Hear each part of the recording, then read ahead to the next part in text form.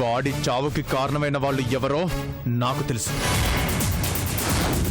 చేసిన తప్పుకి ఫలితం అనుభవించేలా చేస్తాను. ఏం చేస్తావ్? నన్ను చంపాలి అనుకున్న వాళ్ళ చావు కోసమే నేను బతుకుతున్నానని చెప్పు. ఎవడెవడో చస్తున్నాడు. రాజాగారు చస్తే కనీసం నాకన్నా మనశ్శాంతిగా ఉంటుంది. అయ్యగారు,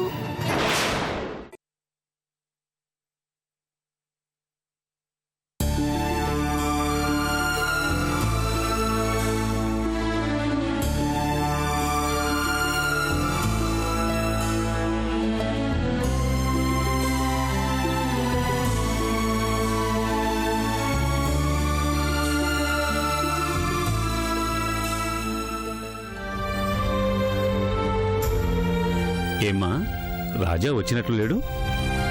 ఎక్కడ మామయ్య గారు? శంకర్ చనిపోయిన దగ్గర నుంచి రాజాకి మరో ఆలోచన లేదు.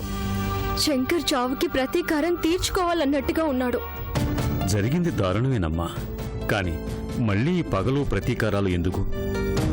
చెప్పిన రాజా వినిపించుకునే పరిస్థితుల్లో లేడు మామయ్య గారు. తన ప్రాణ స్నేహితుల్ని చంపిన వాళ్ళని వదలని పంతం పట్టి కూర్చున్నాడు. వాడిలో ప్రేమ ఎంతుందో కోపం కూడా అంతే ఉందమ్మా.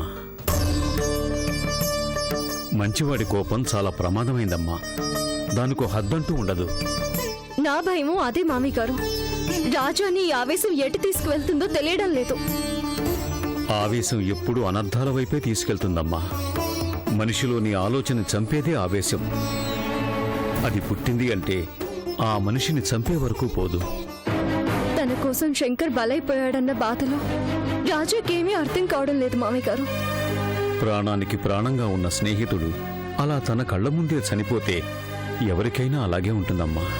అలా అని చనిపోయిన వాళ్ల కోసం మనం చనిపోలేం కదా మామయ్య. శంకర్ కన్నా తనకేమీ ఎక్కువ కాదనుకుంటాడు రాజా.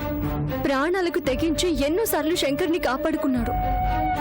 శంకర్ ఆత్మశాంతి కోసం తన ప్రాణం పోయినా పర్వాలేదు అనుకుంటాడు. అసలు ఈ మనిషిని మనిషి చంపుకోవటం అన్న ఆలోచన ఎక్కడ పుట్టిందో గాని ఎన్ని కోట్ల ప్రాణాలు తీసిందమ్మా. ఒక మనిషికి ప్రాణం పొయ్యలేనప్పుడు ప్రాణం తీసే హక్కు ఎవరిచ్చారు? మనిషిని మనిషి చంపుకోవడం మామూలు విషయం అయిపోయింది మామయ్య. 10,000 రూపాయలు ఇస్తే మనిషి ప్రాణం తీసేస్తున్నారు అంటే డబ్బు కోసం మనుషులు ఎంతగా దిగజారిపోతున్నారో ఇక్కడే అర్థమవుతుంది. ఇంతకు ముందు మనిషికి మనిషికి మధ్య బంధం, అభిమానం, ఆప్యాయతలు ఉండేవి. ఇప్పుడు డబ్బుతో ముడిపడిపోయింది. ఈ రోజుల్లో స్నేహాన్ని, ప్రేమని, చివరికి అమ్మా నాన్నల అభిమానాన్ని కూడా డబ్బుతోనే కొలుస్తున్నారు. అలా అయిపోయిందమ్మా ఈ కాలం. ఈ విషయంలో రాజాకి మీరు ఒకసారి చెప్తే బాగుంటుంది. చెబుతానమ్మా. వాడి మంచితనం సమాజానికి ఉపయోగపడుతుంది గాని వాడి ఆవేశం వాడికి కూడా ఉపయోగపడదు. ఆ విషయం వాడికి అర్థమయ్యేలా చెప్పాలి. నేనే చెప్తాను.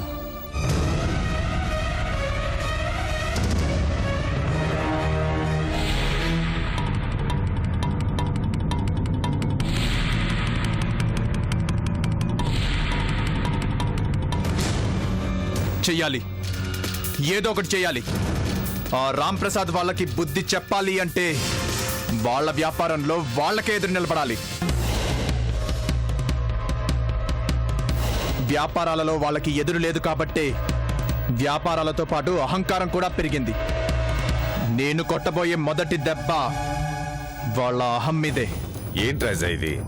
వాళ్ళు చేసిన వ్యాపారం మనం చేయాలంటే అది రియల్ ఎస్టేట్ వ్యాపారం. కోట్లు కావాలి. కోటీశ్వరులు సైతం వడ్డీకి తెచ్చేసే వ్యాపారం. అది మన వల్ల అవుతుందా?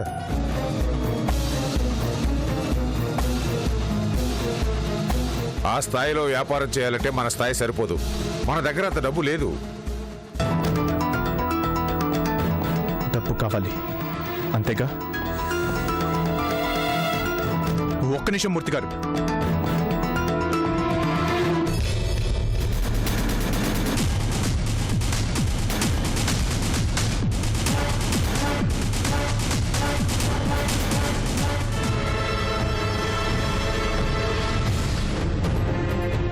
నీ ఆస్తిని నీకు అప్పజెప్పే బాధ్యత మాత్రమే మాది.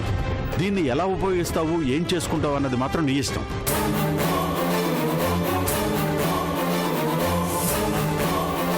ఇదిగోండి మూర్తి గారు, కోట్లు కావాలన్నారుగా, ఇవి కొన్ని కోట్లు. ఈ డబ్బు నాకు అవసరం లేదు అనుకున్నాను, మంచి పనులకు వాడాలనుకున్నాను.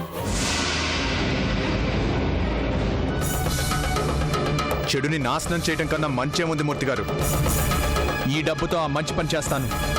వాళ్ళకి పోటీగా వాళ్ళ వ్యాపారాలన్నీ నేను చేస్తాను. వ్యాపారానికి డబ్బు ఒకటే సరిపోదు రాజా, అనుభవం కావాలి. వాళ్ళకి కొన్నేళ్ల అనుభవం ఉంది. అనుభవం లేకుండా వ్యాపారంలో దిగితే అవమానాలు పాలవుతాం. దిగితే అనుభవం అదే వస్తుంది మూర్తి గారు. పుట్టగానే ఎవరు నడవరు, పడి లేస్తుంటే నడక అదే వస్తుంది. వ్యాపారము అంతే. పోయిన ప్రతి రూపాయి రేపు 100 రూపాయలు ఎలా సంపాదించడమో నేర్పించిపోతుంది. నీకంత నమ్మకం ఉంటే నీ ఇష్టం. నా మీద కాదు మూర్తి గారు, నా పగ మీద నమ్మకం ఉంది. శంకరాత్మకు శాంతి కలిగించాలన్న నా ఆశయం మీద నమ్మకం ఉంది.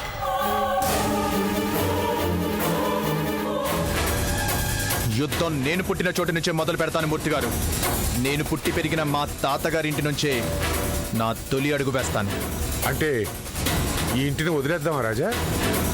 ఆశయంతో అడుగు ముందుకు వేసేటప్పుడు వెనక్కిలాగే ఆలోచనలు ఉండకూడదు మూర్తి గారు. ఈ ఇల్లు శంకర్ని నాకు క్షణక్షణం గుర్తు చేస్తూనే ఉంటుంది. వాడి ఆలోచనలు నన్ను బలహీనుని చేస్తాయి.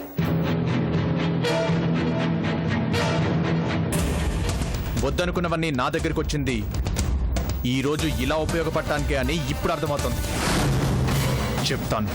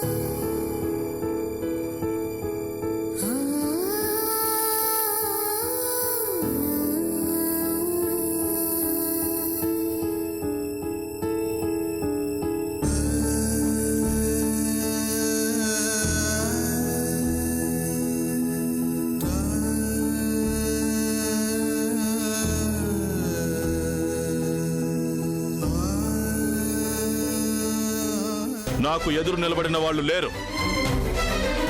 ఫస్ట్ టైం నువ్వు ఎదురొస్తున్నావు. రారా, ఎంత దూరం వస్తావో రా.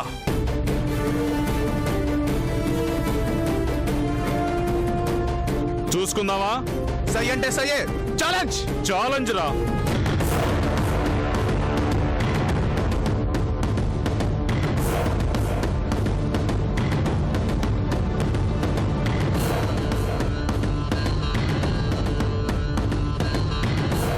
నువ్వెప్పటికీ మా స్థాయికి రాలేవురా.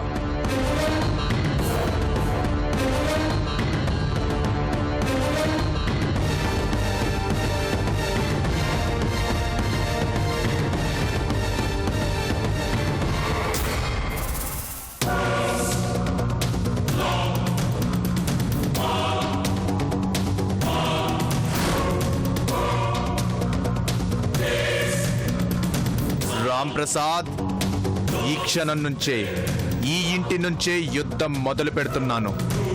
నేను పుట్టిన చోటి నుండే నీ పతనానికి పునాదులు వేస్తాను.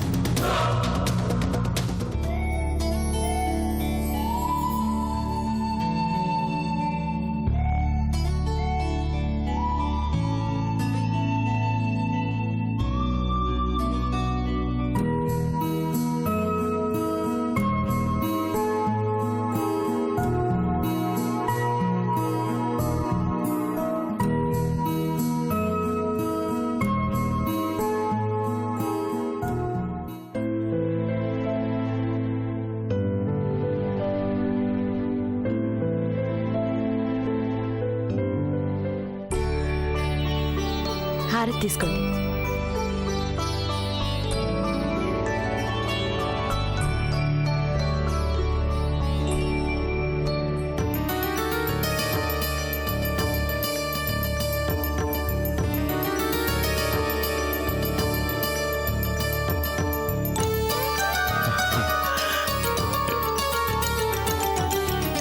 బాగున్నారా అంకుల్?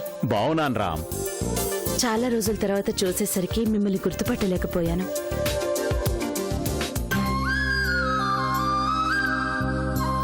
హరిప్రసాద్ ఉన్నప్పుడు అంటే స్నేహితులం కాబట్టి అడపా తడపా వచ్చేవాళ్ళం.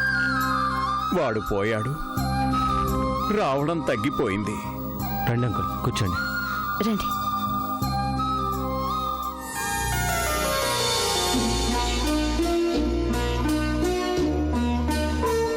మొత్తానికి ఆ తండ్రికి తగ్గ కొడుకులయ్యా మీరు. ఇంతకాలం వేరువేరుగా వ్యాపారాలు చేసుకున్న మీరు కలిసి వ్యాపారం చేసుకుంటున్నారంటగా? అవును అంకుల్. మీ నాన్నగారు ఎప్పుడూ అనేవారు, నా పిల్లలిద్దరూ రామలక్ష్మణులాగా ఎప్పుడూ కలిసి ఉండాలి అని. ఆ కోరిక తీర్చారు.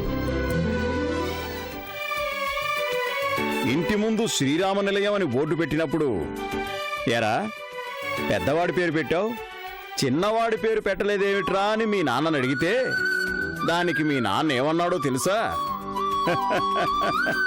రాముడున్నాడు అంటే అందులో లక్ష్మణుడు ఉన్నట్టే కదా అన్నాడు. నేను ఇంట్లోకి రాగానే మీరిద్దరూ కలిసి హారతి తీసుకుంటుంటే ఆ మాట నిజమే కదా అనిపించిందయ్యా. మీరు మాట్లాడుతూ ఉండండి, నేను ఇప్పుడే వస్తాను. వ్యాపారం ఎలా ఉంది బాబు? బాగుంది అంకుల్. చిన్నబ్బాయి వాళ్ళు ఇక్కడే ఉంటున్నారు. ఒకసారి మిమ్మల్ని కూడా చూసి వెళ్దామని ఇలా వచ్చాను. మమ్మల్ని ఇంతగా గుర్తు పెట్టుకున్నందుకు చాలా థ్యాంక్స్ అంకుల్. ఎలా మర్చిపోతానయ్యా, ఇది నా ప్రాణ స్నేహితుడి ఇల్లు. మీ నాన్న ఎలా కట్టించాడో ఇంటిని అలాగే ఉంచారు. కాలంతో పాటు ఆ మార్పులు ఈ మార్పులు అని ఎక్కడా చెయ్యి పెట్టినట్లేరుగా. ఆ అవసరం రాలేదు అంకుల్. ఈ ఇంట్లో ఏ ఇటుకు కదిపినా మీ నాన్న ఆత్మకి శాంతి ఉండదు. వాడికి ఈ ఇల్లంటే అంత ఇష్టం. అడుగు అడుగున ఎంతో ఇష్టంగా కట్టించుకున్నాడు. ఈ ఇల్లు పూర్తయినప్పుడు వాడు దీన్నో ఇల్లులా చూడలేదు, ఎదిగిన కొడుకులా చూశాడు. ఈ ఇంట్లో ప్రతి ఇటుక వాడి చెమట చుక్కయ్యా. చనిపోయే ముందు ఈ ఇల్లు ఎక్కడ తన చేయి జారిపోతుందో అని చాలా బాధపడేవాడు. కొడుకులిద్దరూ ప్రయోజకులయ్యారు కాబట్టి ఇంటిని కాపాడుకున్నారు. ఈ ఇంటిని ఇలాగే జాగ్రత్తగా కాపాడుకుంటూ రండి. మా నాన్నగారు మాకిచ్చిన గుర్తండి ఇది. దీన్ని ఎలా వదులుకుంటాం? చాలా సంతోషం.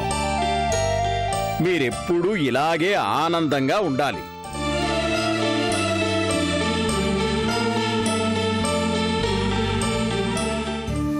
అదేంటి అంకుల్?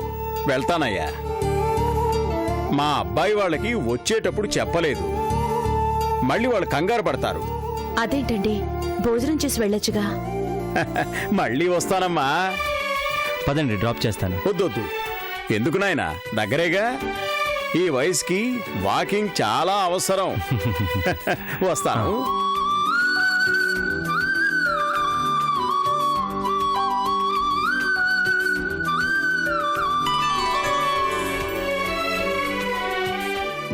అమ్మా అమ్మా అమ్మా,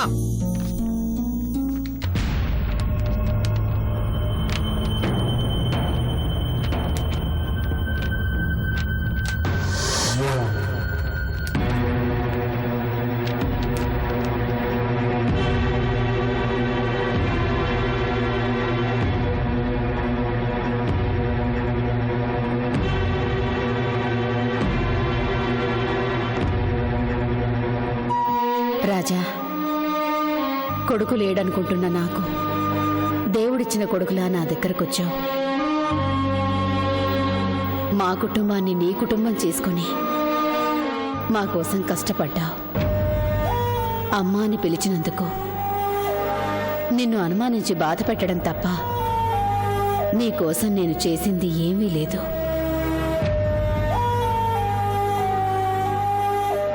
నేను చాలేదన్నట్టు అందరూ అన్ని వైపుల నుంచి నిన్ను బాధ పెడుతుంటే చివరికి ఆ దేవుడు కూడా శంకర్ని నీకు దూరం చేసి ద్రోహం చేశాడు. క్షణం క్షణం నీకేమైపోతుందోనన్న భయం నన్ను ప్రశాంతంగా ఉండనివ్వడం లేదు. అమ్మ కానీ ఈ అమ్మ కోసం నువ్వు పడిన కష్టాలు చాలు. నీకోసం నేను చేసింది ఏమీ లేదు. నా బిడ్డగా పెంచటం తప్ప ఈరోజు నీకోసం నేను చేయగలిగింది నీకీ కష్టాలు తీర్చమని, నీకో మంచి జీవితాన్నివ్వమని ఆ దేవుణ్ణి కోరుకోవటం. అందుకే నీకు మంచి జరగాలని కోరుకుంటూ తీర్థయాత్రలకు వెళ్ళిపోతున్నాను.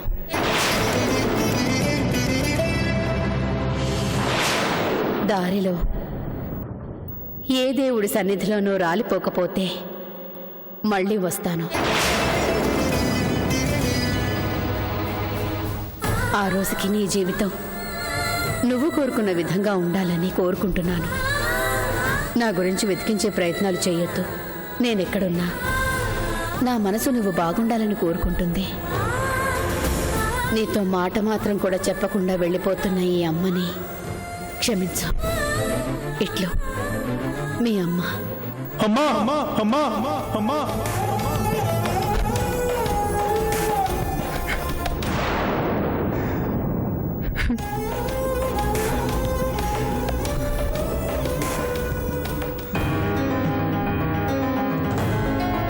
మాధవి, మాధవి, ఏమైంది రాజా? ఏంటి రాజా, ఏమైంది?